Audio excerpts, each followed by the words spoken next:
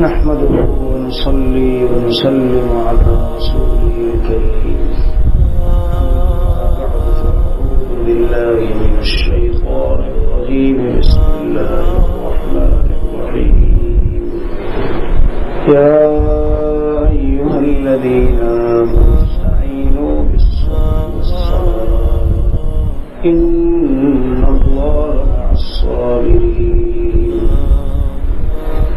قال تعالى: ولنبلونكم بشيء من الخوف والجوع ونقص من الأموال والأنفس والثمرات وبشر الصابرين الذين إذا أصابتهم مصيبة قالوا إنا لله وإنا إليه راجعون.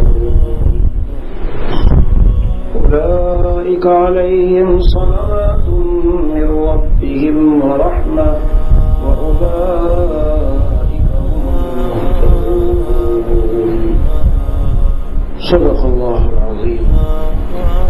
میرے بھائیوں، عزیز ساتھیوں، اہل مجلس، دوستوں، آپ حضرات جانتے ہیں کہ عشاء کے بعد یہاں مجلس میں ایک دن حضرت والا رحمۃ اللہ علیہ کی کتاب عرفان محبت کے اشعار اور ان کی تشریح، فیضان محبت کے اشعار اور ان کی تشریح ہوتی ہے، اور ایک دن حضرت والا رحمۃ اللہ علیہ کی کتاب روح کی بیماریاں اور ان کا علاج، اس سے کچھ پڑھ کر سنایا جاتا ہے. روح کی بیماریاں اور ان کا علاج. آج جس طرح بدنی بیماریاں بہت زیادہ پھیلی ہیں، اسی طرح اگر غور کرو گے تو پتہ چلے گا کہ روح کی بیماریاں بھی بہت زیادہ پھیلی ہیں. میرے بھائیوں، دونوں بیماریوں میں بہت بڑا فرق ہے، بہت بڑا فرق ہے. وہ کیا ہے؟ جسم کی بیماری سے جسم متاثر ہوتا ہے، اور جسم فانی ہے تو وہ بیماری بھی فانی ہے. روح چونکہ ایک مرتبہ جب انسان پیدا ہو گیا تو حضرت حکیم الاسلام قاری محمد طیب صاحب رحمۃ اللہ علیہ کا ارشاد ہے: انسان ازلی تو نہیں ہے مگر ابدی ہے.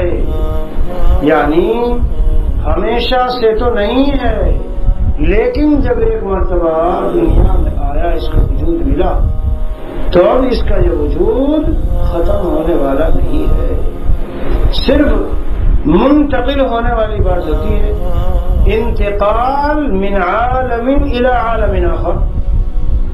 جیسے ہم عالم ارواح میں تھے، حضرت آدم علیہ السلام کی پشت سے اللہ تعالیٰ نے مجھے اور آپ کو ہمارے عمروں کے اعتبار سے 40 سال، 30 سال، 45 سال، 50 سال، اس وقت میں ہم اصل میں موجود ہوئے تھے. ہم بہت پہلے، ہزار سال پہلے موجود ہو چکے تھے. کون سے عالم میں؟ عالم ارواح میں.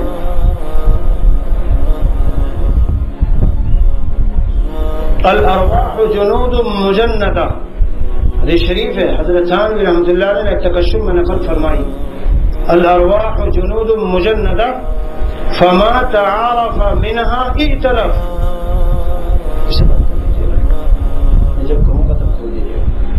فما تعارف منها ائتلف وما تناكر منها اختلف.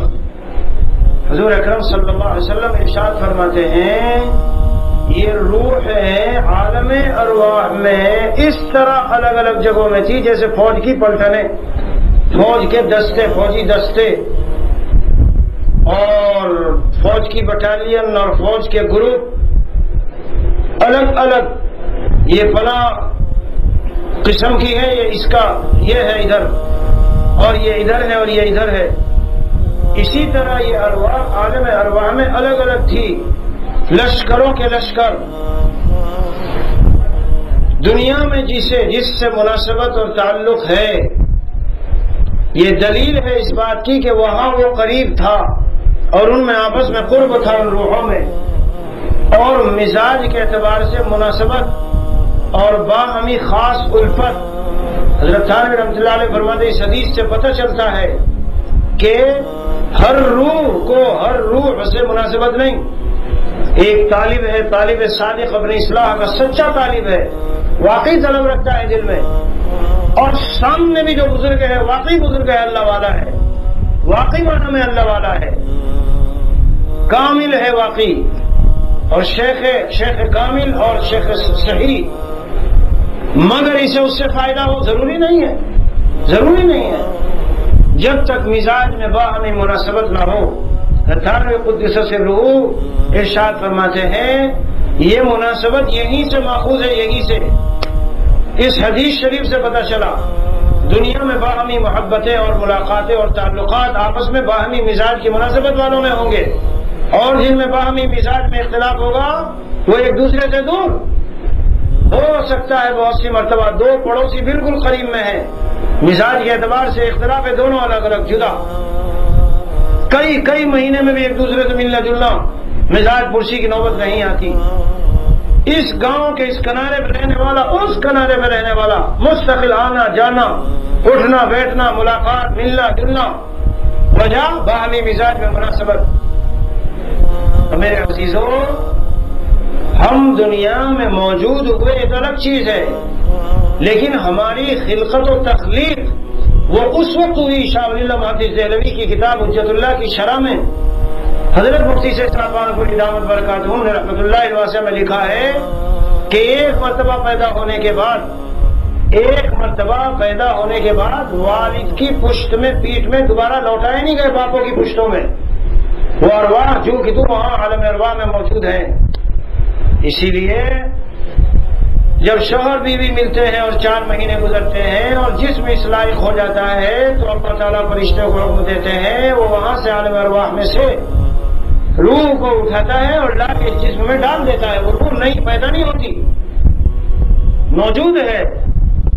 اور یہیں سے بات سنو غور سے، وہ جو عالم ارواح میں روح ہے، اگر اللہ تعالیٰ چاہتے تو وہی روح ہندوستان کے مسلم گھر میں نہیں، کافر کے کسی گھر میں لا کے اس روح کو کہا جاتا وہ فلاں ابن فلاں کا جو ہے جس کی ابھی شادی ہوئی جی اس کے یہاں اب جسم تیار ہوا، اس روح کو وہاں لے جا کے ڈال دو. تو سوچ کر اللہ تعالیٰ کا بے حد شکر ادا کرنا چاہیے، بے حد بے انتہا شکر ادا کرنا چاہیے کہ اس نے ہماری روح کو اس گھر میں ڈالا اور اس جسم میں ڈالا اور اس رحم میں ڈالا جو ایک مسلم خاتون کا رحم تھا. جی وہاں وہ روح آئی، فرشتے کو حکما جاؤ ڈال دو، اور 3-4 چیزیں لکھ دو. یہ بھی غور سے سن کے بات آئی ہے تو عرض کرتا ہوں، نفع کی بات ہے. مضمون دوسری طرف جائے گا لیکن پھر بتاؤں گا، عرض کروں گا جہاں سے میں نے سب بات شروع کی ہے. اللہ تعالیٰ فرشتے سے کہتے ہیں جی یہ 4 چیزیں اس کی لکھ دو، اس کی روزی لکھ دو، اس کا عمل لکھ دو، اور اس کا شقی و بدبخت و سعید و نیکبخت ہونا لکھ دو، اور دنیا میں اس کی اجل اور موت لکھ دو، کتنا اس کو رہنا ہے. بھائیو، حدیث شریف میں ایک پیغام ہے چھپا ہوا، اگر غور کرو. اور وہ پیغام کیا ہے؟ رزق کی وجہ سے، روزی کی وجہ سے ایمان بیچنا، خیانت کرنا، جھوٹ بولنا، دھوکہ دینا، کسی کا دبانا، ٹینشن میں آنا، ہر وقت ڈپریشن میں پھرنا، دماغی طور پہ الجھنوں میں رہنا نہیں چاہیے. کیوں؟ اس دن سے نہیں جس دن سے ہم بڑے ہوئے اور ہم نے کاروبار سنبھالا، نہ اس دن سے جس دن سے ماں کے پیٹ میں ہمارا وجود ہوا تھا. ہماری رزق روزی اس دن سے لکھ دی گئی جس دن ماں کے پیٹ میں وجود ہوا.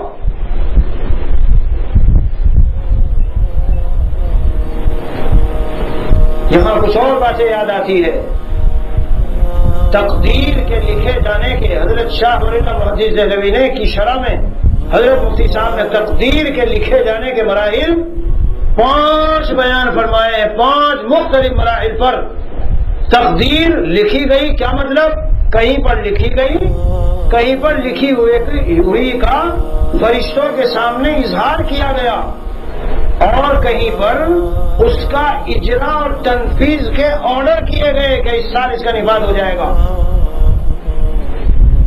اصل تقدیر ساری کائنات کی ایک مرتبہ لوح محفوظ میں سب کچھ لکھ دیا گیا، فی کتاب مبین، فی لوح محفوظ، اور مختلف کلمات اس کے لیے قرآن کریم نے استعمال فرمائے۔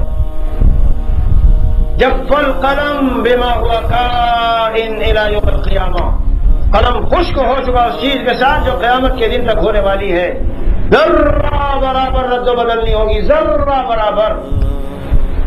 اور جہاں حدیثوں میں آیا ہے لا يرد القدر الا الدعاء، تقدیر کو نہیں لوٹا سکتی کوئی چیز مگر دعا ایسی چیز ہے کہ وہ تقدیر کو لوٹا دیتی ہے۔ اسی طرح جہاں حدیث میں آیا ہے لو كان شيء سابق القدر لسبقته العين، اگر کوئی چیز ایسی ہوتی جو تقدیر پر سبقت لے جاتی تو نظر بد اس پر سبقت لے جا چکی ہوتی۔ ان تمام حدیثوں میں میرے عزیزوں وہاں دعا کی طاقت کو بتانا مقصد ہے، اور یہاں نظر بد کی قوت و طاقت اور قوت تاثیر کو بتانا مقصد ہے۔ یہ کہیں نہیں ہے کہ دعا کی وجہ سے تقدیر واقعی والی تقدیر، تقدیر مبرم مستحکم وہ والی تقدیر بدل جائے گی، نہیں۔ یا تو علماء نے لکھا کہ تقدیر کے بدلنے کا دعا سے مطلب کیا ہے؟ تقدیر کی دو قسمیں، ایک معلق ایک مبرم۔ ہاں ایک مبرم ایک معلق، ایک وہ ہے جو مستحکم ہو چکی، یہ بندہ یوں کرے گا یوں ہوگا، یوں کرے گا یوں ہوگا، یہ بندہ دعا کرے گا تو فلاں بلا ٹلے گی، یہ بندہ صدقہ دے گا فلاں بلا ٹلے گی، یوں ہوگا ایسے ہوگا۔ اور تقدیر معلق انسانوں کے اعتبار سے ہے، اگر اس نے دعا کر لی تو یہ ہو جائے گا، اگر اس نے والدین کے ساتھ سلوک کر لیا تو ایسا ہوگا، سلوک نہ کیا تو ایسا نہیں ہوگا، اگر ریل کی پٹری کے نیچے سر رکھا تو کٹ کے مرے گا، نہ رکھا تو نہیں کٹ کے مرے گا۔ یہ والا جو مضمون ہے تقدیر کا اسے ہم تقدیر معلق کہتے ہیں، لیکن یہ حقیقت میں انسانوں کو سمجھانے کے اعتبار سے ہے، ورنہ اللہ تعالیٰ نے جو تقدیر مقرر فرما دی ہے وہ مستحکم مضمون، وہ ایک تقدیر ہے، تقدیر مبرم، اور اسے کوئی چیز بدل نہیں سکتی۔ جی ہاں کوئی چیز بدل نہیں سکتی، تقدیر میں جس طرح لکھ دیا گیا قیامت تک ٹھیک اسی طرح ہو کر رہے گا۔ تو میرے بھائیو اس سے یہ بھی پتا چلا موت سے نہیں ڈرنا چاہیے، اس سے یہ بھی پتا چلا رزق کے پیچھے بھاگ بھاگ کر اپنے کو خواہ بخواہ بہت زیادہ تھکانا اور بہت زیادہ ٹینشن ڈپریشن میں ڈالنا، ذہنی طور پر مایوسی اداسی کی کیفیت میں آنا یہ بالکل نہیں چاہیے۔ جتنی جہاں سے جو ملنی ہے روزی وہ ہر حال میں مل کر رہے گی۔ ایک حدیث سناؤں، شاید کبھی سنی ہو، ان الرزق، یہ حدیث دبئی کے اس بیان میں یاد آئی تھی جو ٹینشن ڈپریشن پہ ہوا، ان الرزق لیطلب العبد کما یطلبہ اجلہ۔ ہم عام طور سے نہیں سمجھتے یہ، جو شخص کاروبار کرنے جا رہا ہے، ملازمت کرنے جا رہا ہے، تجارت کرنے جا رہا ہے، زراعت کرنے جا رہا ہے، صبح کو اٹھ کر گاڑی میں بیٹھ کر دنیا کمانے جا رہا ہے، وہ یہ تو کہتا ہے کہ میں پیسہ کمانے جا رہا ہوں، میں روزی کی تلاش میں نکلا ہوں، لیکن کبھی یہ نہیں سنا ہوگا کوئی یہ کہہ رہا روزی میری تلاش میں پھر رہی ہے۔ حضور اقدس صلی اللہ تعالی علیہ وسلم ارشاد فرماتے ہیں ان الرزق لا يطلب العبد كما يطلبه اجله، بلا شبہ روزی انسان کو اسی طرح پیچھا کر کے تلاش کرتی ہے جس طرح اس کا موت اسے تلاش کرتی پھرتی ہے۔ اس کی موت غور کرو بھائیو، غور کرو اے اہل دنیا جنہوں نے اپنی عقلوں پر، اپنے فنون پر، اپنے ہنر پر، اپنی صلاحیتوں پر فخر کر کے دعویٰ کر دیا میری دنیا اور میرا کمانا میرے کمال کی سبب سے ہے۔ میرے دوست تو خطا پر ہے، خطا پر۔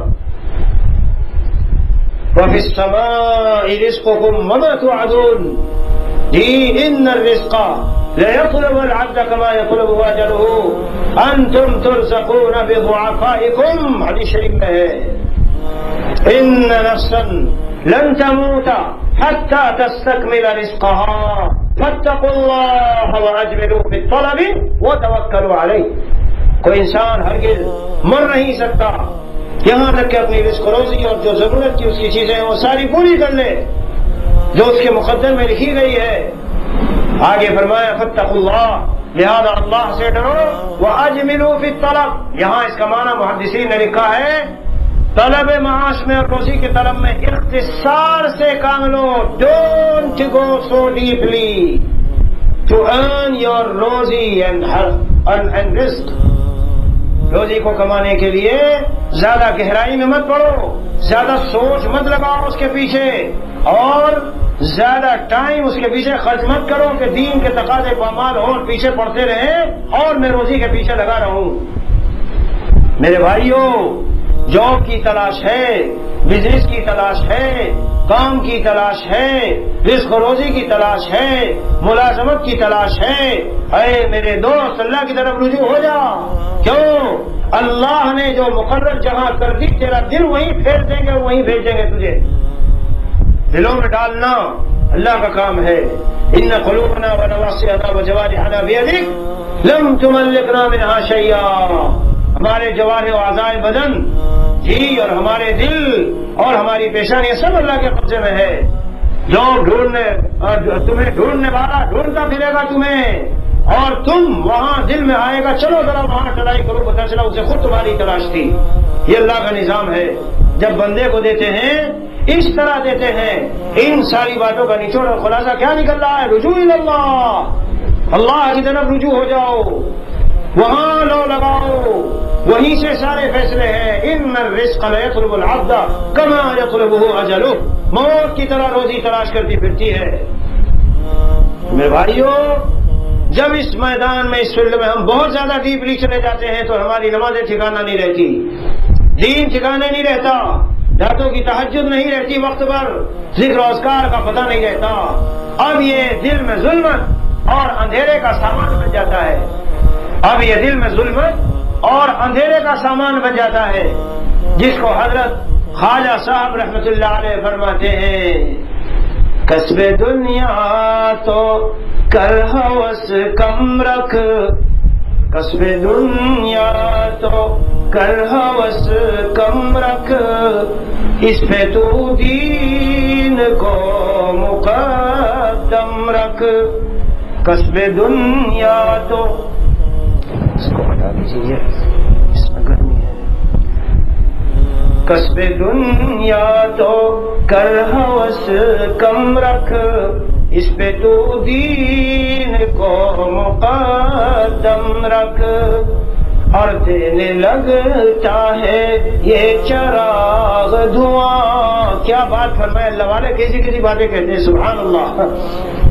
غور کرو گے تو آیات و احادیث کا نچوڑ اور خلاصہ ہوگا یہ، یعنی دنیا کے کمانے میں اگر آدمی بہت زیادہ گہرائی میں جاتا ہے تو اس کا دل ظلمتوں سے بھر جاتا ہے، راتوں کا رونا ختم، کیونکہ ہر وقت وہی سوچ لگی ہے، نماز پوری نماز پڑھ لیا، حساب لگا رہا ہے، فلاں جگہ سے لینا، فلاں سے بیچنا، فلاں سے قرض لینا، فلاں کو دینا، وہاں ایسا حادثہ ہو گیا، کیوں ہو گیا، مال میں نقصان کیوں ہو گیا، نماز پڑھنا ہے سوچ رہا ہے۔ ارے ظالم، تو نے نماز کو کاروبار بنا لیا۔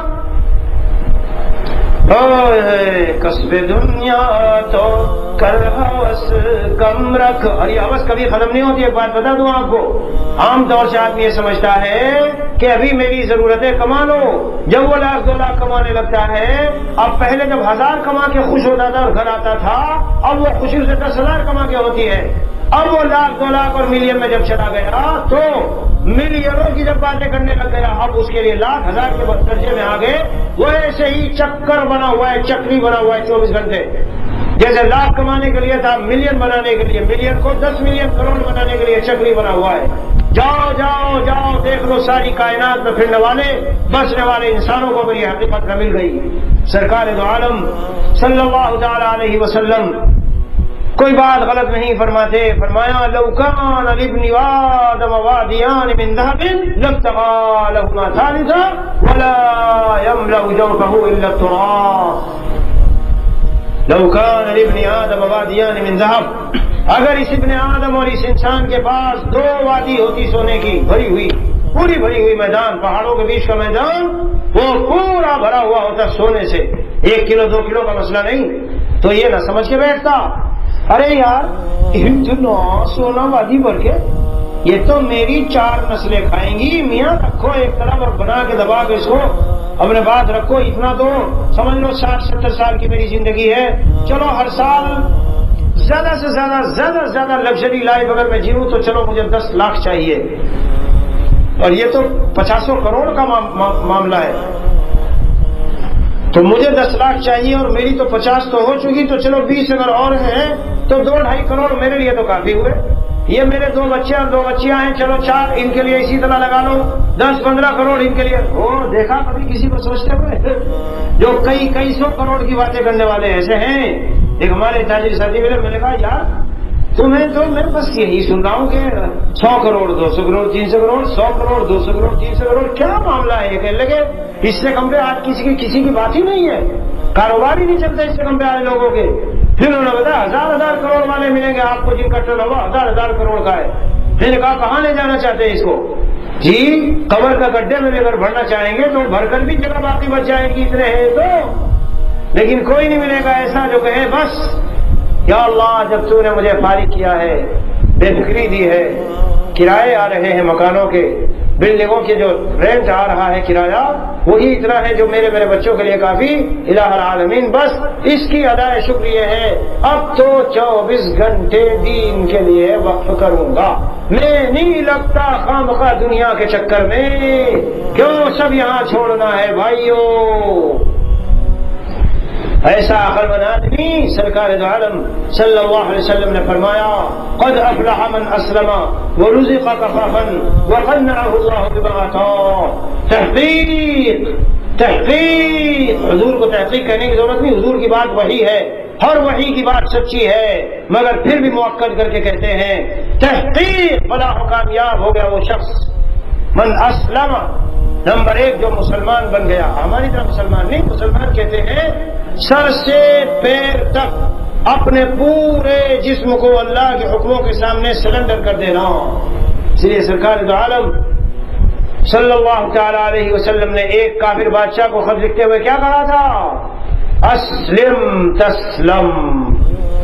میں نے اس کلمے پر, اس جملے پر, چھوٹے جملے انشائیہ پر حضرت مفتی محمود رضا صاحب کا بیان سنا. ظہر کے بعد شروع کیا, گھنٹوں اسی کو سمجھاتے رہے. اسلم میں تسلم کیسے ہے؟ اگر ہم پکے سچے مسلمان بن جائیں تو دنیا آخرت کی تمام حادثات اور مسائل اور الجھنوں سے ہماری عبادت کیسے ہے اسی کو سمجھاتے رہے. ایک کلمہ شارٹ سینٹنس مختصر سا جملہ اللہ کے نبی علیہ الصلوۃ والسلام نے سارا دین سمجھ دیا. اسلم تسلم. تو اسلام لے آ, صحیح اللہ کا فرما بردار بن جا اور تو دنیا آخرت میں ہر چیز سے ہر ناموافق اور ناگوار چیزوں سے محفوظ ہو جائے گا.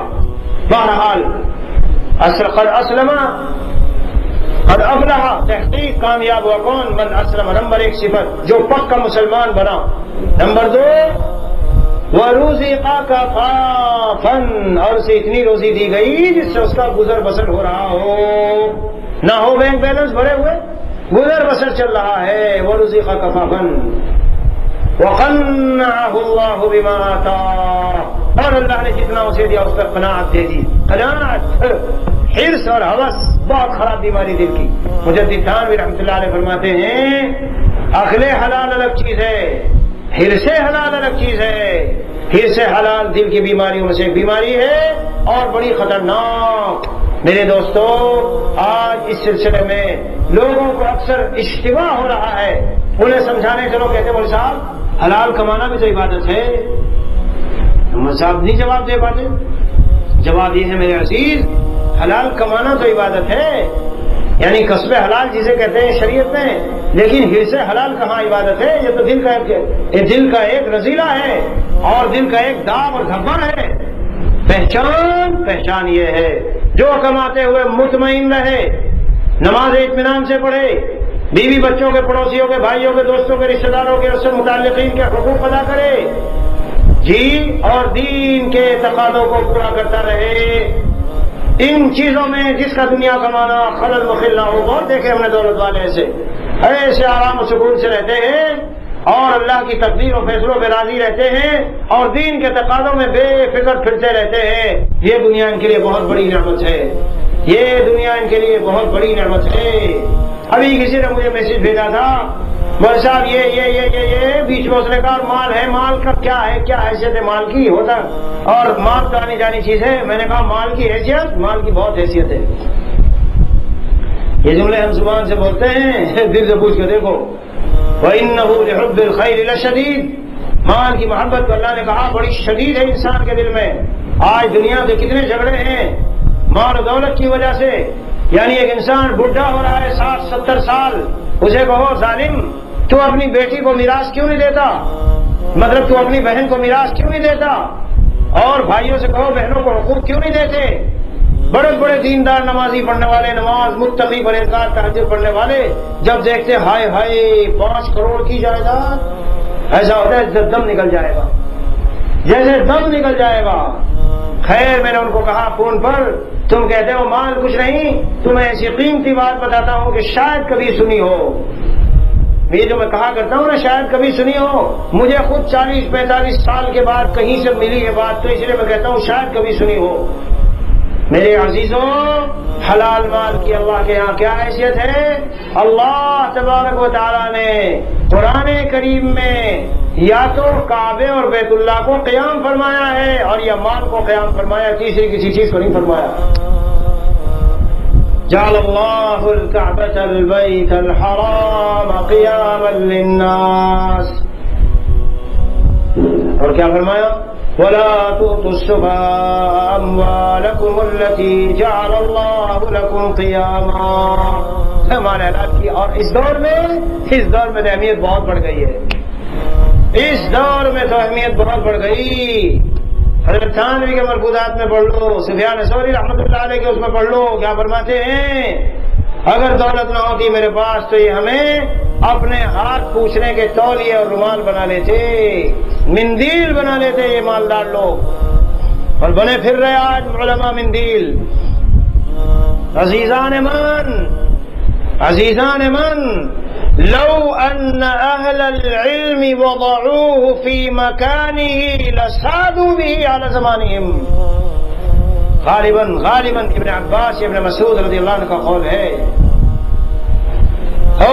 وَلَكِنَّهُمْ بَذَلُوهُ، جی خلاصہ ترجمہ، اگر اہل علم اپنے علم کی اہمیت کو پہچانتے اور اس کو صحیح جگہ پہ رکھتے جا رکھنا چاہیے تو لَسَادُوا بِهِ أَهْلَ زَمَانِهِمْ، اس علم کی وجہ سے وہ اپنے زمانے والوں پر سرداری کرتے، لیکن انہوں نے علم کو غلط جگہ میں رکھا، مالداروں کے در پہ گئے تو فَهَانُوا عَلَيْهِمْ، لہذا یہ ان دنیا والوں پر ذلیل ہو گئے، ذلیل۔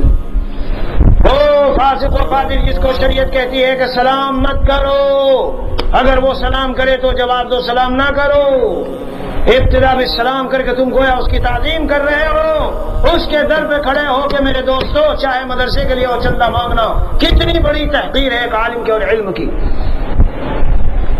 یہ بات اگر میں اپنے پاس سے کہتا تو شاید غلط ہوتی ہے، مجدد تھانوی کی باتیں آپ کو بتا رہا ہوں، اس لیے حضرت تھانوی رحمۃ اللہ علیہ نے، ہمارے حضرت والا رحمۃ اللہ نے فرمایا عزت نفس اور عظمت دین کے ساتھ جو دین کا کام ہو تو کرو، اور جہاں عزت نفس پامال ہوتی ہو اور عظمت دین پامال ہوتی ہو ٹھوکر مار دو، پھر ہاں ایک طرف رکھ دو۔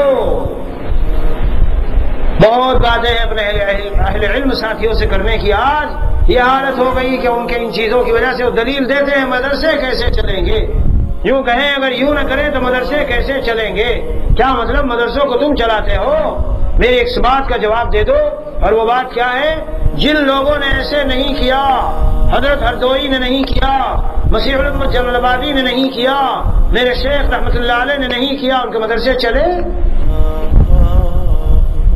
یونین سے کسی عالم نے جو مالدار بھی تھے حضرت کو فون کیا کہ حضرت سنا ہے آپ کا مدرسہ مخروض ہے، کتنا قرضہ ہے میں چاہتا ہوں ادا کر دوں؟ فرمایا تم جو ادا کرنا چاہو مدرسے میں دینا چاہو دے دو، یہ نہ پوچھو کتنا، کیونکہ بہت بڑی مقدار ہے۔ کہا حضرت بتا تو دیجئے۔ فرمایا 40 لاکھ روپے کا مخروض ہے مدرسہ۔ فرمایا میں آپ سے درخواست کرتا ہوں کہ مہربانی کر کے آپ اس 40 لاکھ میں کسی دوسرے کو شریک نہ کریں، پوری کی پوری امانت میں آپ کی ادا کروں گا۔ اور آگے سنو، بتاؤ انہوں نے کیا کہا؟ انہوں نے کہا کہ ایسا ہو رہا ہے میرے دل کا حال جیسے مجھے اندر سے دل میں کوئی جھنجھوڑ رہا ہو، تو حکیم اختر کی مدد کیوں نہیں کرتا؟ اٹھ، تیرے پاس جو پیسہ ہے اس کے ذریعے چل ان کی مدد کر۔ جھنجھوڑا جا رہا ہوں جیسے اندر سے، پتہ نہیں یہ غیر اختیاری قلب کی کیفیت ہے کہ بے چینی سی ہے، اور اندر سے کہا جا رہا ہے جا وہاں مدد کر۔ اسے کہتے ہیں توکل، اسے کہتے ہیں توکل۔ حضرت والا فرماتے تھے بھائی میری عادت کسی سے کہنے کی نہیں، میں تو 2 رکعت پڑھ کے اللہ سے مانگنا اس کو پسند کرتا ہوں، مجھے اسی میں مزہ آتا ہے، اسی میں سکون ملتا ہے۔ حضرت والا رحمۃ اللہ علیہ کے پاس بعض خیر خواہ متعلقین آگے عاملوں کو لے کے، حضرت یہ جو آپ کی فارغ نہیں ہے، یہ اصل میں کچھ اور ہے، حضرت اجازت دیجیے چیک کر لوں۔ نہ اجازت نہیں ہے، چیک نہ کرو، میرے اوپر جادو منتر کے کام مت چلاؤ، میں تو 2 رکعت نماز پڑھوں گا، سورہ اخلاص، سورہ فلق، سورہ ناس پڑھوں گا، قرآن پڑھوں گا، دم کروں گا، اللہ سے مانگوں گا، میرا ذوق یہ ہے۔ میں اپنے اوپر عمل عملیات چلانا نہیں چاہتا، عمل عملیات میرے اوپر مت چلاؤ۔ میرے بھائیوں، بزرگوں، دوستوں، تو بات سے بات نکل کے دور چلی گئی، مال کی بات آئی، اور یہ کیوں آئی؟ وہ جو اللہ تعالیٰ نے فرشتے کو بھیجا ہماری روح کو لے کے کہ روزی لکھ دو، تو فرشتے نے اس دن لکھ دی ہے، تو ٹکر دیوار میں کیوں مارتے پھریں؟ اب ہم الجھنوں میں کیوں پڑے؟ کہاں سے ہوگا، کیسے ہوگا؟ جب کوئی مشکل آئے 2 رکعت نماز پڑھو، توبہ استغفار کرو، اللہ کے سامنے رجوع ہو جاؤ جی، اس کے بعد دیکھو کہ کیسے کہیں سے بھی اچانک راستہ کھلے گا اور مدد ہوگی اللہ کی طرف سے، اور سارے حالات خود بخود ٹھیک ہوتے چلے جائیں گے۔ اور اگر نہ ٹھیک ہوئے کچھ دنوں تک، تو یاد رکھنا ایک کتاب ہے خدا کی باتیں، اس میں حدیث قدسی ہے، میرے بندے تجھے کب تک غریب رکھنا ہے میں جانتا ہوں، میرے بندے تجھے کب تک بیمار رکھنا ہے میں جانتا ہوں۔ اسی طرح سے کئی چیزوں کے بارے میں فرمایا، میں تجھے اس سے پہلے مال اس لیے نہیں دے رہا ہوں، میں جانتا ہوں کہ اگر تجھے اس سے پہلے دے دوں تو تو سرکش ہو جائے گا، میں جانتا ہوں تجھے اس سے پہلے تندرستی نہیں دے رہا ہوں، کیوں؟ اگر اس سے پہلے دے دوں گا تو سرکش ہو جائے گا، 2 سال بعد دوں گا، 3 سال بعد دوں گا، تیری جو دعائیں تو مانگ رہا ہے یہ میرے یہاں ساری قبول ہے، میں جانتا ہوں، میں سنتا ہوں اور میں قبول کرتا ہوں، یہ مت سمجھنا تیری دعائیں قبول نہیں ہے، سب قبول ہیں، جب تو یہاں پہنچے گا میں تجھے یہاں اس کا جو اجر و ثواب دوں گا، تو یوں کہے گا الہ العالمین کاش اتنی دعائیں دنیا میں قبول کی تھی اور وہاں اس کا اجر دے دیا تھا، کاش وہ سارا کہاں ملتا؟ آخرت میں ملتا۔ یہ سب مضامین احادیث شریفہ میں موجود ہے۔ میرے بھائیوں، بات یاد کر رہا تھا کہ تقدیر کے مراحل، ہم دنیا میں جب پیدا ہوتے ہیں تو یہ مطلب نہیں ہوتا کہ ہمارا وجود ابھی ہوا ہے، ہم ایک دوسری شکل میں روح عالم ارواح میں روحانی شکلوں میں موجود تھے۔ وہی تو اللہ تعالیٰ نے پوچھا تھا نا لست بربکم، کیا میں تمہارا پالنے والا نہیں ہوں؟ میں مچل جاتا ہوں اس کلمے پر۔ اللہ تعالیٰ نے کیا ہم سے اقرار کرایا؟ یہ نہیں کہ حلوہ الست بإلہکم، الست بخالقکم، الست بمالککم، الست برازقکم، بلکہ کیا فرمایا؟ الست بربکم۔ اب ہم ٹٹا مار رہے ہیں، اپنا دیوار میں سر پھوڑ رہے، بیٹی کی شادی کیسے ہوگی، بیٹے کا رشتہ کہاں سے ہوگا، ٹینشن لیے پڑا ہے، اور یہ کیسے ہوگا، وہ کیسے ہوگا، ایسا یہاں سے کیسے، وہاں سے کیسے، یہ کب ہوگا، وہ کب ہوگا۔ ارے نادان، تو اقرار کر کے آیا کہ رب تو اللہ ہے، پالنے والا تو وہ ہے، حالات بنانے والا وہ ہے، روزی دینے والا وہ ہے، شادی کرانے والا وہ ہے، شادی ہونے کے بعد بچے دینے والا وہ ہے، سکون دینے والا وہ ہے، راحت دینے والا وہ ہے، مال دینے والا وہ ہے، جو کچھ ہے سارا دینے والا رب وہ ہے، پالنے والا وہ ہے۔ عزیزان من، میرے عزیزوں، اگر مان کی میں یہاں دیوبند میں یہاں آپ اور مالدار گھر سے ہو، آپ کے باپ کے بعد بڑی دولت ہو، ٹھاٹ بانٹ سے دن میں پھرتے ہیں، کوئی کمانے کی فکر نہیں، دکان کھولنے کی فکر نہیں، کوئی کہے بھائی بے دیکھ سارے دکان کھولے بیٹھے، تو کیوں نہیں کام کرتا؟ کیا جواب دیتے ہیں؟ پرواہ نہیں ہے، I don't care, I don't need to do all these work. Why? My father is very rich. میں جن کی تربیت میں ہوں، جو میرے پالنے والے ہیں اور مربی ہیں، یعنی میرے ابا، وہ بہت مالدار ہیں، تو مجھے پرواہ نہیں ہے کسی چیز کی۔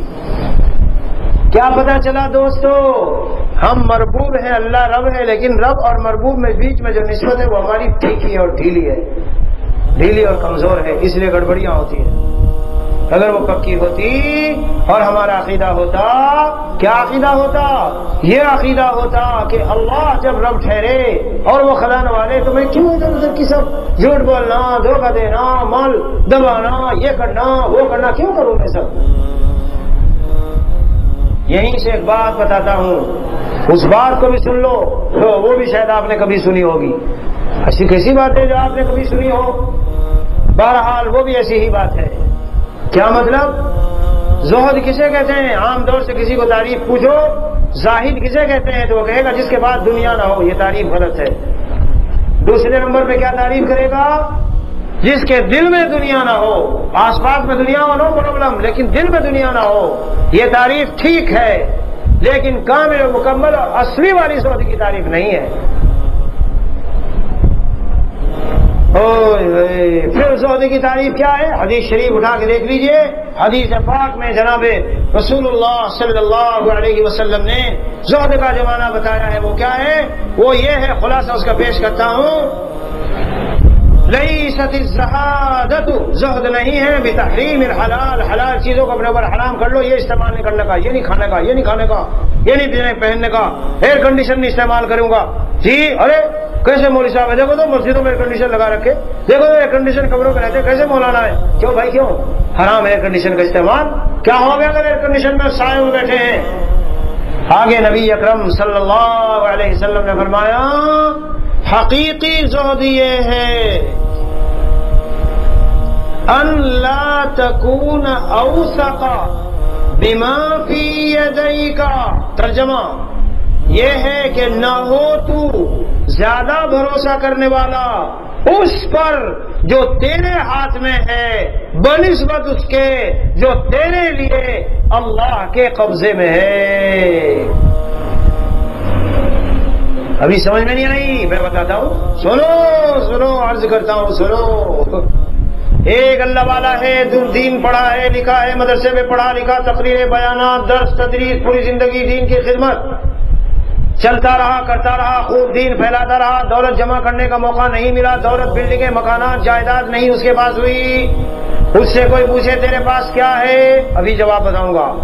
اس کا دوسرا ساتھی ہے، کالج میں پڑھا، ڈاکٹر بنا، انجینئر بنا، پروفیسر بنا، چلتا رہا، مکان، جائیداد، بلڈنگ، بنگلے، دکان اور بینک بیلنس بھرا ہوا۔ اس سے کوئی پوچھے تیرے پاس کیا ہے؟ دل کے کان کھول لینا، میری یہ بات سننے کے لیے ہے اہل مجلس دوستوں اور نیٹ پر سننے والوں، وہ جواب دے گا میرے پاس 2 بنگلے ہیں، 4 دکانیں ہیں، بینک میں 5 کروڑ جمع ہے۔ اب ذرا اس اللہ والے مستانے سے، دیوانے سے پوچھو جو دین کی خدمت میں ساری زندگی لگ کر اللہ تعالیٰ کا تعلق اور محبت حاصل کر کے دنیا میں پھرتا رہا اور لوگوں کو اللہ کا دیوانہ بناتا رہا، اس کے بعد بینک بیلنس نہیں ہے، بنگلے نہیں ہے، گاڑیاں نہیں ہے، مکانات نہیں ہے، دکانیں نہیں ہے، اس سے پوچھو تیرے پاس کیا ہے؟ جواب ایک عالم سے میں نے کہا اللہ تعالیٰ کے دین کے کام کرنے والے جو ہیں ان سے کبھی کوئی سوال کرے تمہیں کتنی تنخواہ ملتی ہے، کہاں جاب کرتے ہو؟ یہ ہمارے بعض ساتھی بیٹھے بیچارے جاب ڈھونڈنے میں کافی الجھنوں میں ہیں۔ میرے عزیزوں سنو، اگر اللہ والے سے کوئی پوچھے کیا جاب کرتے ہو، جواب کیا ہے؟ الحمدللہ گورنمنٹ جاب ملی ہے،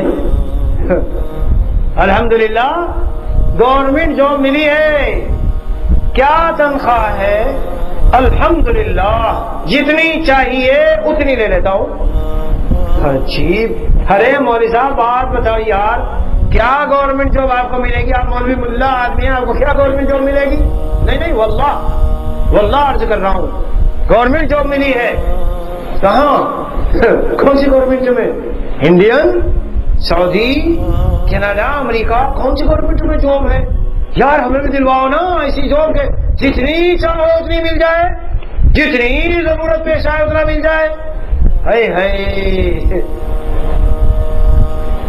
بہت اونچی باتیں ہیں بھائیوں، بہت اونچی باتیں ہیں، کاش ہمارے دلوں میں اتر جائے، کاش ہمارے دلوں میں اتر جائے۔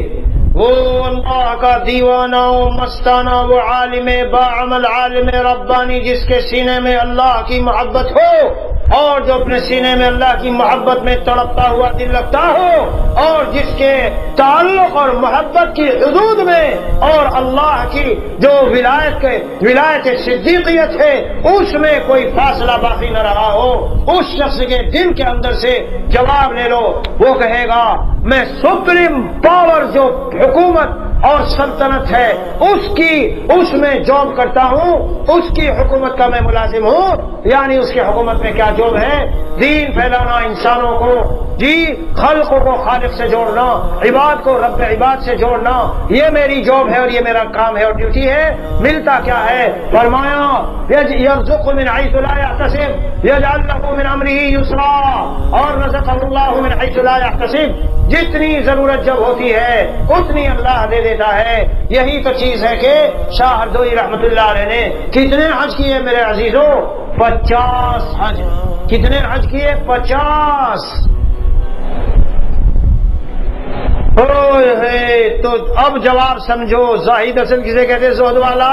مجھے کئی آدمی وہاں کہا کرتے تھے پہلے، کتنے سال ہو گئے؟ اتنے سال کیا ترقی کی، کتنا آگے گئے؟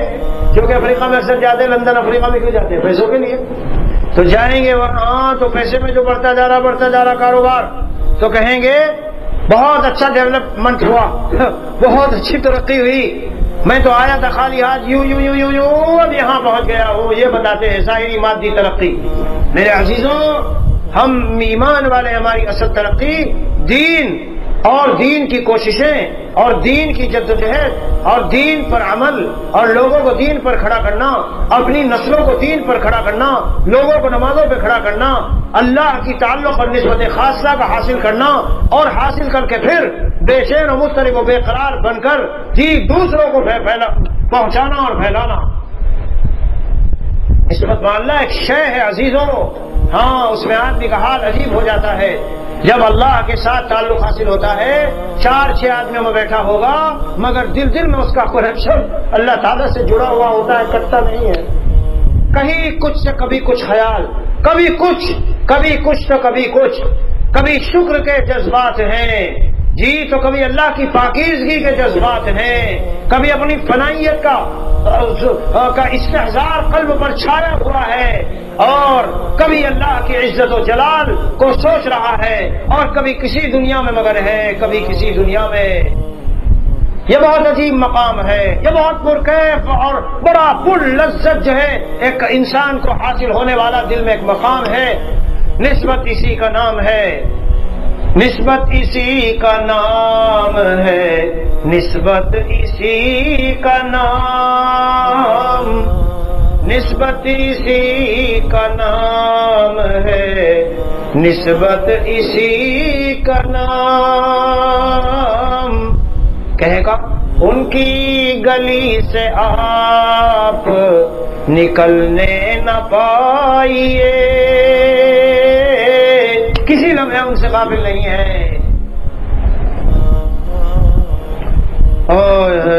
دنیا کے مشغلوں میں بھی وہ باخدا رہے،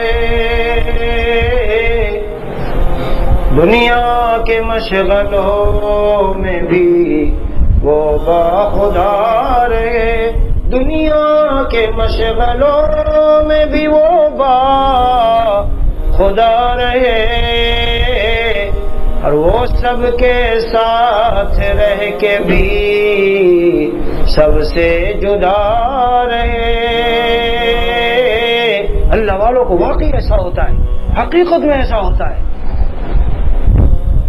وہ ہزاروں شغل ہیں دن رات میں، مولانا اسد اللہ سہارنپوری ناظم صاحب کے نام سے جو مشہور تھے، فرماتے ہیں گو ہزاروں شغل ہیں دن رات میں، ارے گو ہزاروں شغل ہیں دن رات میں، اور پھر بھی اسعد آپ سے غافل نہیں۔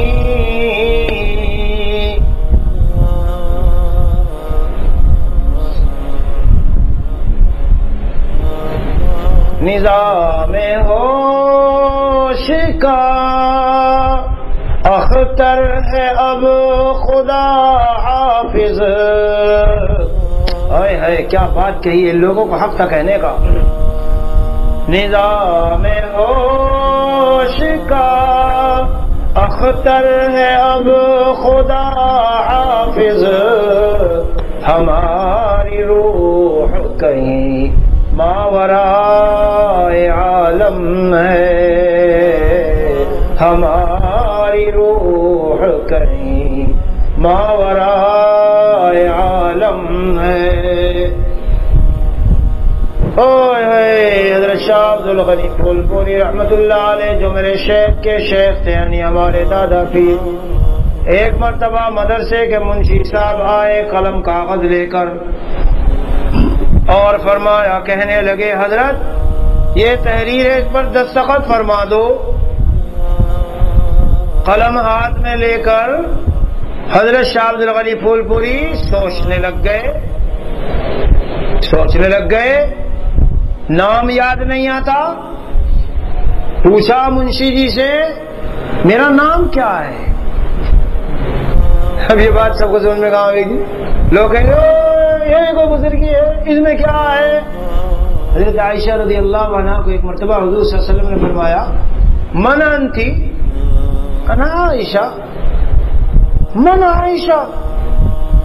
یا رسول اللہ بنت ابی بکر. من ابو بکر ابن ابی قحافہ. حضرت عائشہ حیران، کیا ہو رہا ہے آج یہ؟ فرمایا رسول اللہ خلاصہ پیش کر رہا ہوں، آپ مجھے نہیں پہچان پا رہے؟ فرمایا عائشہ، اے عائشہ ہم کبھی ایک خاص اونچے مقام پر ہوتے ہیں، اس مقام میں رہتے ہوئے ہمارا تعلق سارا صرف ذات باری تعالیٰ کے ساتھ ہوتا ہے. تو کہو یہ بھی کوئی وہ ہے؟ کہہ دو گے، کوئی کہہ دے گا. حضور صلی اللہ علیہ وسلم کی ذات سے متعلق حضرت عائشہ کو نہیں پہچان پا رہے؟ میرے عزیزوں، قلب پر اللہ والوں کے عجیب عجیب قسم کی تجلیات پڑتی رہتی ہے. بسا لینا کسی کو دل میں دل ہی کا کلیجا ہے. یہ شعر ہے حضرت والا کے بھی اس پر اشعار ہے. ابھی میں نماز کے پہلے نماز کے دوران غالباً سوچ رہا تھا، ان للہ فی ارضہ اوانی، حدیث ہے، وہی القلوب. حضور پاک صلی اللہ علیہ وسلم نے فرمایا اللہ تعالیٰ کے لیے بے شک اس کی زمین میں کچھ برتن ہیں اور وہ برتن دل ہیں، دل القلوب. اگلا حصہ حدیث شریف کا ہے کہ ان دلوں میں سے جو ازکا ہو اور اصفا ہو، سب سے زیادہ مزکا و مجلہ و صاف ستھرا ہو، وہ ہیں اللہ کے برتن. ما وسعني ارضي ولا سمائي ولكن وسعني قلب عبد المؤمن. مجھے میری زمین نہیں سما سکی اور آسمان نہیں سما سکا، لیکن مجھے میرے مومن بندے کے دل نے سما لیا. یہ سمانا اللہ تعالی کے قرب کی خاص تجلیات، قلب کے اوپر آنا. حقیقت میں اللہ کی ذات کا آنا مراد نہیں ہے. بہرحال میرے بھائیوں، ہمارا مقصد نہ تو کتاب ہوتی، نہ اشعار ہوتے، نہ کوئی خاص مضمون ہوتا ہے، بلکہ اللہ عز و جل اپنے فضل سے، کرم سے، توفیق خاص سے جو مضامین جس مناسبت سے عطا فرما دے ان کا بیان ہوتا ہے. میرے شیخ اول حضرت مسیح الامت رحمت اللہ علیہ یہی فرماتے تھے، یہ جو مجالس ہوتی ہیں یہ مقررہ موضوع عنوان پر بیان و تقریر نہیں ہوتی، یہ اشتات ہوتی ہیں، یعنی مختلف قسم کے مضامین اپنے اندر ہوتے ہیں لیے ہوئے. کسی مضمون میں کسی کا علاج، کسی میں کسی کا علاج، کسی میں کسی کو فائدہ، کسی میں کسی کو فائدہ، اس لیے متنوع قسم کی چیزیں آ جاتی ہیں. اور یہ اللہ تعالیٰ کی عطا ہوتی ہے. طالبین صادقین کی طلب کی برکت سے اللہ تعالیٰ عطا فرماتے ہیں.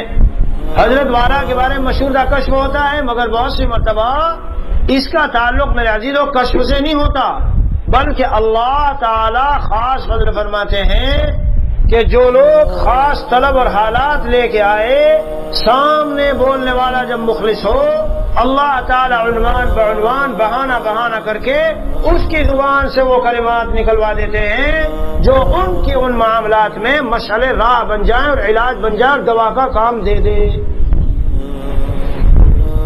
اس لیے خاص کسی مضمون پر بیان اور خاص کسی مضمون پر تقریر مجلس کا مقصود نہیں ہوتی۔ حضرت والا رحمت اللہ علیہ، حضرت ہمارے حکیم صاحب رحمت اللہ علیہ فرمایا کرتے تھے کہ بھائی ہم جو بیان کرتے ہیں اس کی مثال ایسی ہے جیسے بادل آیا برس گیا، بادل آیا برس گیا، تو سینے میں علم آیا، کوئی اہم بات آئی، مسترشدین و مریدین و متعلقین کے لیے وہ بات کہہ دی، اور جب آئی تو کہہ دی، ایک جوش سے اندر اٹھتا ہے، بیان کر دی۔ یہیں سے ایک نکتہ سنو، عام طور سے تبلیغ والے کہتے ہیں کہ خانقاہوں میں بیٹھنے والے اور یہ مدرسوں میں بیٹھنے والے یہ جو ہیں دین کو لے کے بیٹھ گئے، حالانکہ دین کو لے کے چلنا پھرنا چاہیے، کیونکہ حدیث شریف میں آیا مثل ما بعثنی اللہ بہ من الہدی، جس علم و ہدایت کو لے کے اللہ نے مجھے بھیجا ہے اس کی مثال بادل کی طرح ہے، وہ جا جا کے برستا ہے۔ تو یہ کہتے ہیں کنواں بن کے مت بیٹھو، بادل بنو، جا جا کے برسو۔ میں اس میں ان سے ایک بات پوچھتا ہوں، آج تک کوئی جواب نہیں دے سکا۔ وہ بات کیا ہے؟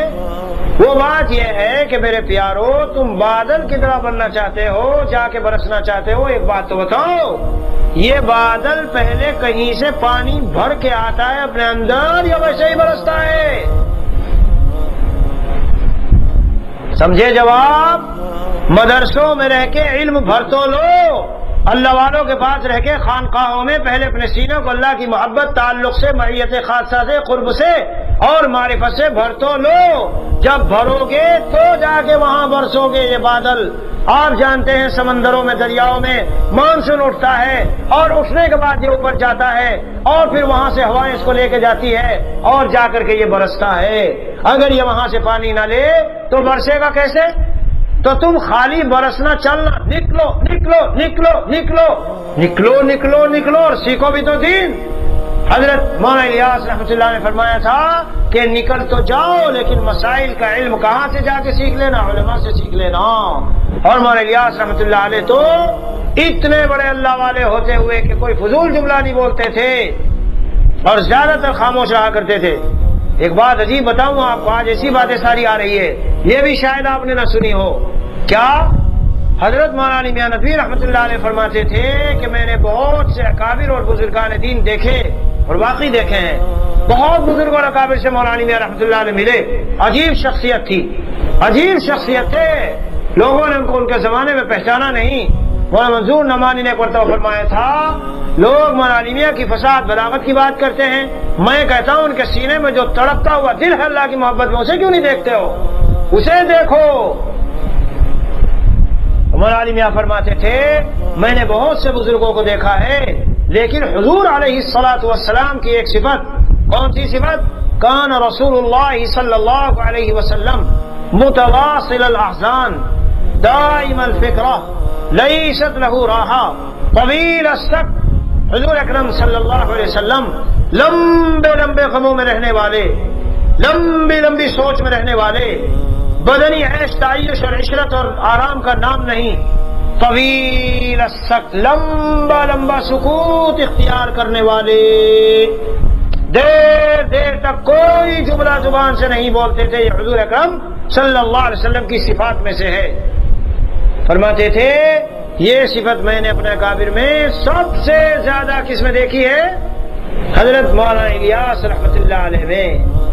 تو اتنے اونچے مقام پر ہونے کے باوجود جب میواتیوں کو دعوت دے کے آتے، کیا فرماتے تھے؟ خانقاہ میں جانا پڑتا ہے، ذکر و اذکار کرنے پڑتے ہیں۔ آج ایک طبقہ ایسا پیدا ہو گیا، سارے جماعت والے نہیں، ایک طبقہ ایسا پیدا ہو گیا، وہ کہے یہ خانقاہ والے، اعتکاف میں بیٹھنے والے، ان کو چاہیے دین کا کام کریں، دین کا کام، یعنی جو یہ وہاں کر رہے ہیں تو سب فضول واہیات باتیں ہیں، دین کا کام کرنا چاہیے۔ اللہ تعالی ہمیں سمجھ عطا فرمائے۔ یہ مختلف قسم کی باتیں اللہ تعالیٰ نے کہلوائی۔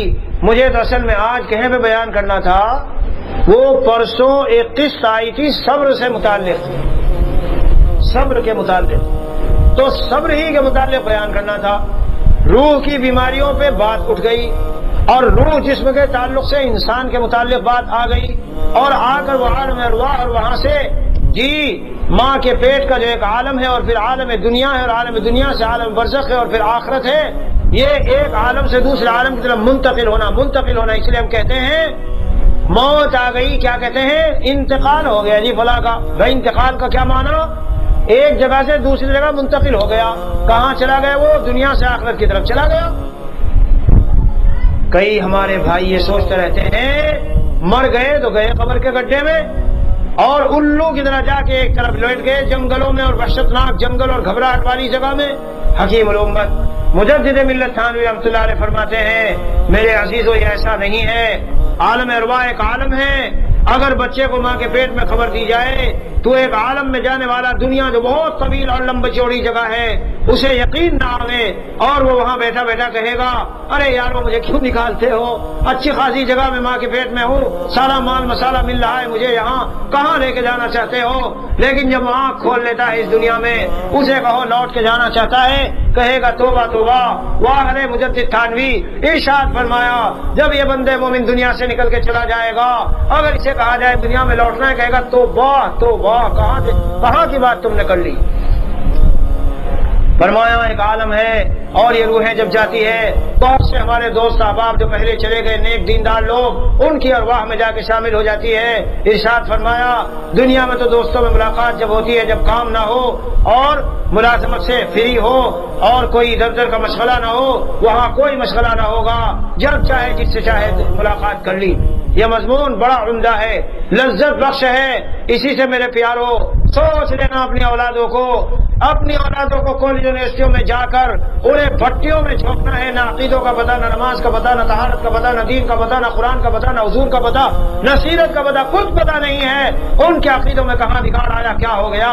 مر کر کے جب عالم ارواح میں جاؤ گے پہنچو گے، ہاں حضرت خان نے لکھا ہے جب روح جاتی ہے دوسری روح پوچھتی ہے میرے فلاں بھائی کا کیا ہوا، بیٹے کا کیا ہوا، فلاں چچا تایا کا کیا ہوا، اگر وہ خبر دیتا ہے وہ تو یہاں آ چکا ہے تو فوراً کہتا ہے اوفو وہ تو جہنم میں چلا گیا، اگر یہاں آیا، اگر ادھر نہیں آیا تو دوسرا جہنم ہی ہے، تیسری کوئی جگہ نہیں ہے۔ تو اللہ ہم سب کو اپنی پناہ میں رکھے اور آخرت کی بھرپور تیاری کی اللہ تعالی ہم سب کو توفیق عطا فرمائے، خاص فضل کا معاملہ فرما کر حق تعالی ہمارا خاتمہ ایمان پر فرما دے اور ہماری قبر کو اپنے اپنے وقت پر جنت کے باغوں میں سے ایک باغ بنا کر ہماری روح کو عالم ارواح میں اولیاء صدیقین کاملین شہداء صالحین کے ساتھ ان کی معیت اور رفاقت اللہ تعالی عطا فرمائے۔ جس طرح ہمیں حق تعالی نے یہاں اپنی نسبت پر جمع ہونے کی توفیق بخشی ہے، اس کے بارے میں آیا ہے وجبت محبتی، میری محبت واجب ہو جاتی ہے ان لوگوں کے لیے جو خالی میرے لیے ملتے جلتے ہیں، مجلسیں کرتے ہیں، ایک دوسرے پر خرچ کرتے ہیں، ایک دوسرے کی زیارت کرتے ہیں، اٹھتے بیٹھتے ہیں۔ اللہ تعالی فضل فرما کر اور اس حدیث شریف کا جو مضمون ہے اس کی روشنی میں ہم سب کو اپنا محبوب بنا لے اور اپنی محبت کا خاص اعلیٰ مقام جس کو نسبت اولیاء صدیقین کاملین کہتے ہیں اللہ ہم سب کو وہ عطا فرما دے۔ وصلی اللہ علی النبی الکریم وعلی آلہ واصحابہ اجمعین۔